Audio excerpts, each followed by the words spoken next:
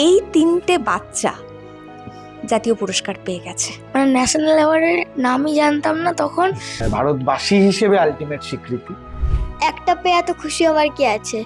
এটা করার মূল কারণ ছিল হচ্ছে রাজ্যের স্কুল বন্ধ হয়ে যাওয়া। সৌরভদা খালি বলতো কোনো টেনশন নেই, হয়ে যাবে অল দ্য বেস্ট। কিরে তুই তো স্টার হয়ে গেলি, তুই তো পাত্তাই দিবি না। স্বীকৃতি পেলে আনন্দ করব, না পেলে আমার দুঃখ নেই।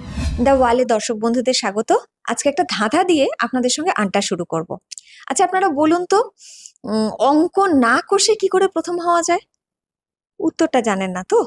উত্তরটা আমার সঙ্গে থাকা আজকে 4 জন দিয়ে দেবে। আগে তাদের সঙ্গে আলাপ করিয়ে দিই।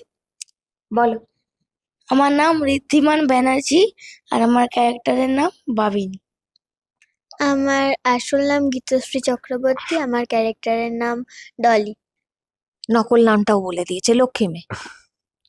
আমার আসল নাম তপময় দেব আর ওই মানে অ্যাক্টিং এর নাম হচ্ছে টায়ার।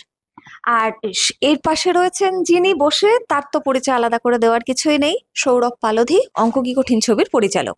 এইবারের প্রশ্ন আপনাদের মনে হতে পারে যে হঠাৎ করে এদের নিয়ে কেন? এই তিনটে বাচ্চা জাতীয় পুরস্কার পেয়ে গেছে। ভাবা যায়? আমরাও ভাবতে পারিনি। সৌরভ, তুমি ভাবতে পেরেছিলে? না, চান্সই নেই, মানে কল্পনাই করা যায় না। মানে ওদেরকে ঘিরে আরো তাবড় অভিনেতা ছবিতে রয়েছিলেন এবং তাদের এক্সপ্রেশন গুলো দেখার মতো ছিল। সেই সব বাদ দিয়ে এই তিনটে কুচো জাতীয় পুরস্কার পেয়ে গেল। তোমরা কি এমন করেছিলে? এখন কি মনে হচ্ছে? তোমরা ছবিটা তারপরে তো নিশ্চয়ই দেখেওছো হলে। তোমরা একবারও ভেবেছিলে? আমি 3 জনকে এই প্রশ্নটা করব। একবারও ভাবিনি যে মানে ন্যাশনাল অ্যাওয়ার্ডের নামই জানতাম না তখন, আর যখন জেনেছি তখন ভাবিও নি যে পাবো, কারণ অত ভালো অ্যাক্টিং আমি করি না। কি কিউট উত্তর, নাকি মিষ্টি করে সত্যি কথাটা বলে দিল। মানে আসলে এটা যখন এটা আমার মা বাবা বুঝিয়েছে, বাট আমি এটা প্রথম শুনলাম। এর আগে কোনোদিনও এইসব বিষয়ে আলোচনা বাড়িতে হয়নি। আলোচনাই হয়নি। আচ্ছা, দিদি মায়ের সাথে কথা বলে বা এসব বিষয়ে ওরা কথা বলে মা বাবা, বাট আমি এসব বিষয়ে গুরুত্ব দিই না। কখন কে পেলো, খালি কেউ যদি বলে যে মেগাস্টার, এই সুপারস্টার, ওটা শুনি বা ওটাই জানতে পারলাম, বাট ওরকম ভাবে আলাদা করে জানি না। তুমি জানতে মানে তুমি যখন প্রথম শুনলে যে তুমি টুইঙ্কেল টুইঙ্কেল লিটল স্টার হয়ে গেছো? দেখো, আমি তো জানতাম না মানে এই এই অ্যাওয়ার্ডটা আমরা যে পাবো, মানে বলতে গেলে এই অ্যাওয়ার্ড মানে এই যে ন্যাশনাল অ্যাওয়ার্ডটা, এই ন্যাশনাল অ্যাওয়ার্ডটা আমি প্রথমবার শুনলাম এবং সৌরভ স্যার আমাদের সঙ্গে রাতের বেলা কথাও বলেছে এবং অনেক কিছু বুঝিয়েছে ন্যাশনাল অ্যাওয়ার্ডের ব্যাপারে। তবুও মানে আমরা যতটা বুঝতে পেরেছি ততটা আমরা বলতে গেলে মানে ওইটা শুনে না আমরা খুবই খুশি হয়েছি। দ্বিতীয় ছবিতেই যে তুমি এরকম বাজিমাত করবে ভেবেছিলে? না, তোমার ওই তো- প্রতিক্রিয়া কি ছিল? ওরা নয় বলছে যে সত্যি ওরা জানার জায়গায় নেই, হ্যাঁ। তুমি তো জানো। হ্যাঁ, আমি এই যে আমি তোমরা কথা বলছো, আমি উপরে তাকালাম, তাই সিনেমার নামটার উপরে এরকম ভাবে 72nd ন্যাশনাল ফিল্ম অ্যাওয়ার্ডের একটা পালক, এটা তো অকল্পনীয়। আমি কল্পনাই করতে পারছি না এই আনন্দের। জানি না, এই আনন্দের ধরনটাও জানি না, কিরকম হওয়া উচিত। স্বীকৃতি পেলে তো ভালো লাগেই, আর এই একদম, স্বীকৃতি যে কি একদম। স্বীকৃতি, হ্যাঁ, আলটিমেট স্বীকৃতি, ভারতবর্ষের ভারতবাসী হিসেবে আলটিমেট স্বীকৃতি। তো খুব আনন্দের, খুব আনন্দের। এবং ওরা হয়তো আরো বেশ কয়েক বছর পরে গিয়ে একদম অরিজিনাল ইন্টেলেকচুয়াল যে আনন্দটা সেটা পাবে। এখন আনন্দ, হ্যাঁ, প্রাইজ পাওয়ার আনন্দ, একদম একদম। হ্যাঁ, কিন্তু যে গভীরতাটা হুম, সেটা আরো অনেক বছর পরে পাবে। বেশ। তোমরা পুরস্কার পেলে, আচ্ছা, এমন পুরস্কার পেলে যে দেশের মধ্যে সেরা হয়ে গেলে তোমরা, এটা তোমরা জানতে পারলে। সেলিব্রেশন তো চাই, পার্টি করলে? পার্টি শনিবারের জন্য তো সেদিনকে পার্টি হয়নি, কিন্তু শনিবার নিরামিষ।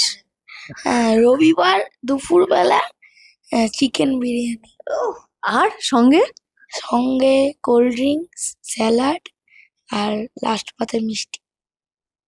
তোমাদের? আমার বাড়িতে সেরকম কিছুই হয়নি। আর এটা হয়েছে ঠিক আছে, বাট একটা পেয়ে এত খুশি হওয়ার কি আছে? যখন অনেকগুলো হবে বা সাজানো থাকবে তখন তখন বিরিয়ানি খাবে। না, তখন একটা ব্যাপার, একটা পেয়ে আমি পেয়েছি, তোরা কি করলি জীবনে, ওটা অতটাও ইয়ে নয়। দেখেছেন তো, এই জন্য বলে যে মেয়েরা অনেক বেশি বাস্তববাদী আর মেয়েরা অনেক তাড়াতাড়ি বড় হয়ে যায়। একজনকে দেখুন, বিরিয়ানি, স্যালাড, মিষ্টি, কত পরিণত। তুমি বলো।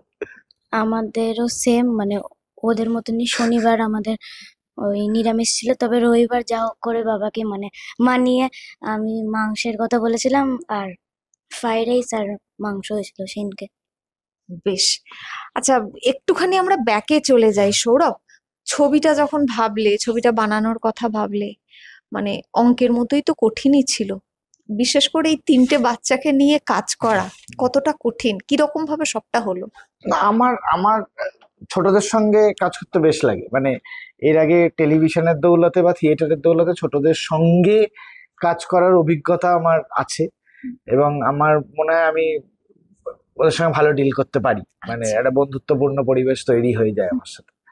তো এইটা মানে ছোটদেরকে নিয়ে ছবি করব বলে এটা করা নয়। এটা করার মূল কারণ ছিল হচ্ছে রাজ্যের স্কুল বন্ধ হয়ে যাওয়া। হুম, মানে তখন এই কোভিড পিরিয়ড থেকেই লেখা ছিল আর কি। তারপরে আমি আর সৌমিত ডেভেলপ করি। তো তখন এই তিনটে বাচ্চার গল্প বলতে ইচ্ছা করে, যারা স্কুল ছুট কিন্তু স্বপ্ন দেখে ফেলেছে যে এই হতে চায়। তখন তো তিনটে বাচ্চা লাগবে, যেহেতু গল্পটা হয়ে গেছে। তখন শুরু হয় অডিশন। আমরা এখানেই অডিশন নিয়েছি প্রচুর, 260+ জন অডিশন দিয়েছিল। নানা থিয়েটার গ্রুপ থেকে পশ্চিমবাংলার অডিশন দিয়েছিল, ওরাও দিয়েছে। ওরা সেই অর্থে আগে প্রচুর যে অভিনয় করেছে টরেছে তা নয়, একটা বেসিক থিয়েটার প্র্যাকটিসের মধ্যে থাকে, চর্চার মধ্যে থাকে। তো ওইটা আমাকে হেল্প করেছে। এবং একদম খুব অভিনয়ে জেনে গেছি গোছের অ্যাপ্রোচটাও ওদের নেই, ওরা খুব অনায়াস ছিল। তারপর একটা লম্বা ওয়ার্কশপ, সেটা খুব আনন্দের হলো আর কি। সবাই মিলে ক্রিশ্চিয়ানদু ওয়ার্কশপ করিয়েছিল, মানে ও ঘটনাচক্রে এই ছবিতে পাঠও করেছে ওদের সাথে। তো আমার মানে কোনো হয়ে গেল কষ্ট ব্যাপারটা। হয়নি ওদের সাথে কাজ করতে।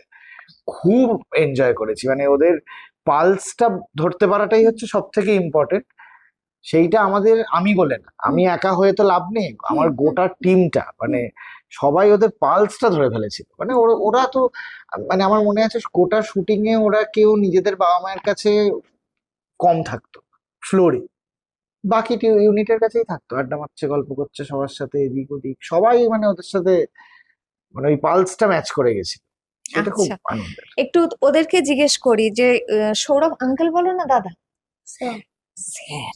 এই খুবই হ্যাঁ, খুবই বিরক্তিকর। বাধ্য, হ্যাঁ, খুবই ভালো এরা। বিরক্তিকর। আচ্ছা, স্যার তো বললো যে স্যার নাকি তোমাদের খুব ভালো বন্ধু, তোমরা স্যারের খুব ভালো বন্ধু হয়ে গিয়েছিলে। স্যার কতটা, স্যার কি বন্ধু হয়, স্যার কি বন্ধু হতে পারে? স্কুলের কোনো স্যার ম্যাডাম বন্ধু হয়, তুমি বলো তো? মানে বয়সের দিক থেকে বন্ধু নয়, কিন্তু মানে কি বলবো, মানে পরিচয় এবং সম্পর্কের দিক থেকে অবশ্যই বন্ধু হবে। আমি এদেরকে না প্রশ্ন করার আগে ভাবছিলাম এইটা করব, ওরা কি জবাব দিতে পারবে, ওইটা করব, সেটা কি জবাব দিতে পারবে, কি অনায়াস উত্তর দিচ্ছে প্রত্যেকে।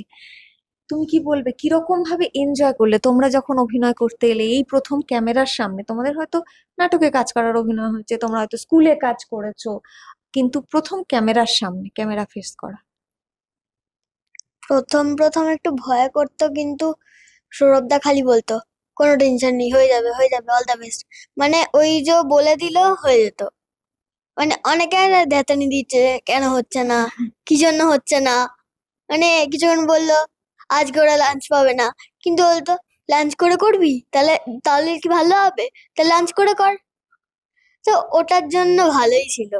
আচ্ছা, ধরো তোমাকে জিজ্ঞেস করি, স্কুলটাও যদি এরকম হতো, লাঞ্চ করে পড়বি, আচ্ছা সত্যি। তাই কর, তাহলে খুব ভালো হবে। না, স্কুলে যদি হতো তাহলে তো খুবই ভালো হতো। তবে এখানে যখন হয়েছিল না, তখন আমি খুবই খুশি হয়েছিলাম। মানে সৌরভ স্যার সত্যি সত্যি খুব ভালো বন্ধু হয়ে গেছিল আমাদের, স্যারের থেকেও ভালো বন্ধু হয়ে গেছিল। বেশ বেশ, আচ্ছা তোমাদেরকে একটু জিজ্ঞেস করি, তোমরা যখন তোমরা অভিনয় করবে, তোমাদেরকে সিনেমায় দেখা যাবে, তোমাদেরকে দেখতে গেলে টিকিট কেটে ঢুকতে হবে, এইগুলো যখন তোমাদের স্কুলের বন্ধুরা জানলো, কি বললো তারা? বলল এ ভাই তুই কি মানে এ ভাই তুই কি স্টার হয়ে গেছিস? হ্যাঁ মানে ভুলে যাবি না তো ভাই? আমি বলছি দেখ শোন, বন্ধুর মতো থাক, নাহলে মার খেয়ে যাবি।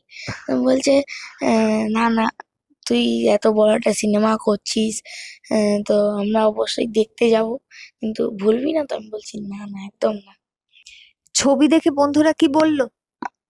ছবি দেখে প্রথমে তো বন্ধুরা বলছিল, মানে বলতে গেলে আমার 4টে বন্ধু এসেছিল সেদিনকে। আমি আমি আর সৌরভ স্যার, মানে বলতে গেলে ওরা দুজন ছিল না। আমি আমি একটা কাজে গেছিলাম, মানে আমার একটা অডিশন ছিল তখন, একটা কাজে গেছিলাম। ওখান থেকে তখন আমার বন্ধুরা ফোন করে বলছে, আচ্ছা আমরা না নন্দনে না দেখতে এসছি, তুই কি আসবি? তো আমি বললাম হ্যাঁ আসবো। তারপর সৌরভ স্যার দেখছি ওপর থেকে না হাত হাত নাড়াচ্ছে যে চলে আয়। তখন আমরা চলে এলাম ওপরে নিয়ে, মানে যখন আমরা হলের মধ্যে ঢুকলাম, সবাই শুধু মানে আমার বন্ধুর শুধু চিল্লে বলছে, কিরে তুই তো স্টার হয়ে গেলি, তুই তো পাত্তাই দিবি না। মানে বলতে গেলে সেই মুহূর্তটা সত্যি খুব ভালো ছিল। বলতে সৌরভ, গেলে একটু বড়দের তোমার সঙ্গে যখন কথা বলবো তখন তো তাহলে একটু বড়দের মতোই প্রশ্ন করবো। সাহিত্যিক, পরিচালক, এরা তো মানে সমাজের দর্পণ বলা হয়, কারণ এদের কাজটা সমাজকে প্রভাবিত করে বা প্রতিফলিত করে। একই সঙ্গে সেই জন্য তাদেরকে দূরদ্রষ্টাও বলা হয়, যে অনেক দূর পর্যন্ত দেখতে পায়। তুমি কি দেখতে পেয়েছিলে যে মানে ছবিটা রিলিজ করার পরে হঠাৎ করে দেশে এরকমই একটা পরিস্থিতি তৈরি হবে, তুমি ন্যাশনাল অ্যাওয়ার্ড পেয়ে যাবে এবং যন্তর মন্তরে তোমার নাম? হ্যাঁ মানে না, রিলিজের সময় তো হয়নি, মানে ন্যাশনাল অ্যাওয়ার্ডের সময় হলো। রিলিজ তো 2025-এ হয়েছিল, 24-এর সেন্সার। জানি না মানে এটা তো সেই সময় তো খুব বাস্তব ছিল, যে সে আজও যে আমাদের রাজ্যের স্কুলগুলোর যা ঢুকছে অবস্থা, 8,000+ স্কুল বন্ধ, ছিটে ফোটা খুলেছে। তো আজকে যখন ন্যাশনাল অ্যাওয়ার্ডের এই স্বীকৃতি ওরা অর্জন করলো, এই পেলো, এটা আমরা অঙ্কই কঠিনের পালকে এটা যুক্ত হলো, তখনও ভারতবর্ষে একটা শিক্ষা ব্যবস্থা নিয়ে এরকম তুলকালাম একটা জায়গায়। তো এটা তো খুবই বেদনাদায়ক আর কি।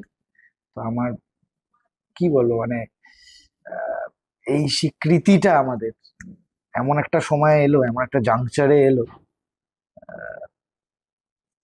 প্রতিটা মুহূর্ত ওটাই মনে করাচ্ছে, যে ওই মোমেন্টটা, যে আমি তো ফিজিক্যাল পার্টিসিপেশনে থাকতে পারছি না, যেটা আমার 100% ইচ্ছা, নানান কাজের জন্যই পারছি না, প্রি অকুপেশনের জন্যই। তো খানিকটা একটা আহ, শিক্ষা ব্যবস্থার ছবির যে স্বীকৃতি, ওটা রইলো খানিকটা এই সময়, মানে এই সময়ের একটা এক্সাম্পল হয়ে থাকলো এটা। কি কারণে এই ছবিটা জাতীয় পুরস্কার পেল বলে তোমার মনে হয়? কারণ আমাদের তো যখন কেউ একজন জাতীয় পুরস্কার পায় তার পেছনে এরকমও কথা কারণ ঘোরে খুঁজি, হ্যাঁ। যে কেন পেলো, তাহলে কি টাকা দিয়ে কিনেছে? ঠিক ঠিক ঠিক ঠিক। এটা তো আইডিয়ার বাইরে আমার, মানে এইটা কিভাবে পাওয়া যায়, এ, যদি টাকা দিতে হয়, কার কাছে পাঠাতে হয়, আমার তো কোনো আইডিয়াই নেই। আহ, আমি কারণ তো খুঁজতে যাইনি আপাতত।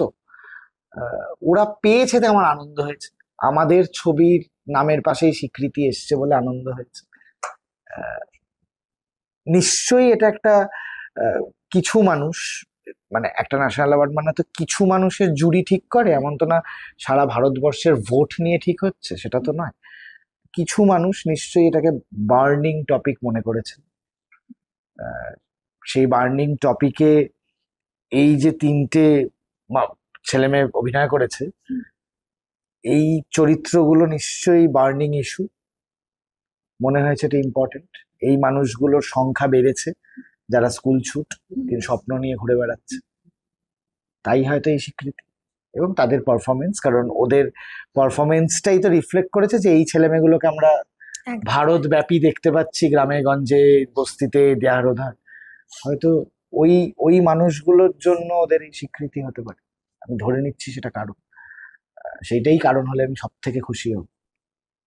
এই মুহূর্তে দাঁড়িয়ে আমি আর অন্য কোনো কারণ খোঁজার চেষ্টা করছি না, কারণ স্বীকৃতিটা আমরা পেয়েছি, পাইনি তো তা নয়, পেয়েছি, সেটাই যেন কারণ হয়। আচ্ছা, তোমরা তো এখন টুইঙ্কেল টুইঙ্কেল বিগ স্টার হয়ে গেছো, সেলিব্রেশন চলছে, তোমাদেরকে প্রচুর ইন্টারভিউ দিতে হচ্ছে, তোমরা প্র্যাকটিস করছো? না, প্র্যাকটিস দরকার পড়ে না, যা মনে আসে তাই বলে দিই। আর যা জিজ্ঞাসা করে তার উত্তর দিয়ে দিই, ব্যাস ইন্টারভিউ এটা। অত প্র্যাকটিস করলে বলার তারিকাই আসে না। মন থেকে যদি না বলি তাহলে কথা হয় না। ঠিক ঠিক, তোমরা কি বলো? যদি প্র্যাকটিস করি তাহলে আমি আমি এখন প্র্যাকটিস কেউ শিখিয়ে দিল আমাকে কথাটা, আমি না ক্যামেরার সামনে গিয়ে গুলি ফেলবো। এটা নিজের মতো গুছিয়ে বলা দরকার। ক্যামেরার সামনে গিয়ে এমনিও গোলাবে অমনিও গোলাবে, তার থেকে নিজে গুছিয়ে বললেই হয় প্রশ্নের উত্তরটা।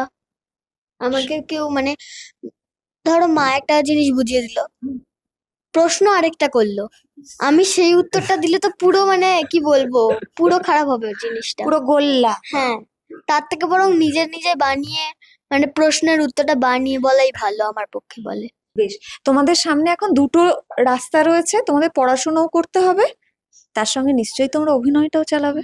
কি করবে, কি তোমাদের ইচ্ছে? তুমি যেমন পর্দায় দেখিয়েছো যে তুমি ডাক্তার হতে চাও, তুমি প্রেসক্রিপশন লেখো, হ্যাঁ। এখন কি ইচ্ছে, কি ভাবছো?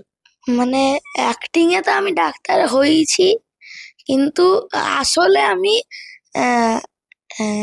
ড্রাম বাজাই, তো ড্রামারও হতে চাই, অ্যাক্টিংটাকেও বজায় রাখতে চাই, আবার পড়াশোনার দিক থেকে পাইলটও হতে চাই। তুমি তো পর্দায় নার্স, তার মানে তুমি বাড়ির লোকেদের খুব যত্ন নিয়ে দেখভাল করবে। কি করবে, কি ইচ্ছে? উম, নাকি আম- ক্যাটরিনা কাইফ হবে? আমার অ্যাক্টিং এ তো আমি নার্স, কিন্তু আমি আসলে নায়িকাই হতে চাই আসলে। ভবিষ্যতের ক্যাটরিনা কাইফ তুমি? আমি অ্যাক্টিং এ তো ইঞ্জিনিয়ার হতে চাই, তবে মানে রিয়েল লাইফে আমি অ্যাক্টিং করতে চাই, মানে অ্যাক্টিং নিয়ে এগোবো, আর আর্মি হতে চাই। আচ্ছা, এবার তোমার কাছে কঠিন প্রশ্ন। তোমার কাঁধে যেহেতু জাতীয় পুরস্কারের মানে একটা দায়িত্ব পড়লো, এবার তোমার ছবি তৈরির আগে আরো বেশি সৌরভ কি বানাচ্ছে, সেই ছবি এবার বানানোর পরে লোকে কতটা দেখলো, ব্যবসা কতটা করলো, আবার কি তাহলে আর একটা পুরস্কার, ইত্যাদি প্রভৃতি এতগুলো দায়িত্ব এসে পড়লো। সৌরভ আগামী দিন নিয়ে কি ভাবছো? এই গল্প বলা কাজ আমার দুটো মাধ্যম, একটা থিয়েটার, একটা সিনেমা। সিনেমা কম পাই, থিয়েটার বেশি করি। তাই মানে থিয়েটার বেশি করবই, আহ, সেটা আমার এমনিও ফার্স্ট প্রায়োরিটি। আর একটা মাধ্যমে গল্প বলতে ভালোবাসি, সেটা ফিল্ম। দুটো মাধ্যমে গল্প বলে যাব। বাকি তুমি যে কথাগুলো বললে, সেই বোঝাগুলো কাঁধের ওপর, ওগুলো ভাবলে বোধহয় আমি হেঁটে ফেলবো। তো আমি আমার মতন করে গল্প যেমন বলছি বলতে থাকি, স্বীকৃতি পেলে আনন্দ করবো, না পেলেও আমার দুঃখ নেই, না পেলেও দুঃখ নেই। আমি আমার কাজটা অনেস্টলি দিয়ে করতে চাই, ব্যাস। এভাবেই চললে বোধহয় জীবনের অঙ্ক আর কঠিন থাকে না, সহজ হয়ে আশা যায় করি, নাকি? আশা করি। আচ্ছা, এইরকম আরো অনেক কিছু সহজ উত্তর পেতে, অনেক গল্প জানতে আপনাদের কিন্তু চোখ রাখতে হবে দ্য ওয়ালে। ক্যামেরায় অভিনবর সঙ্গে আমি উপালি, দ্য ওয়াল, কলকাতা।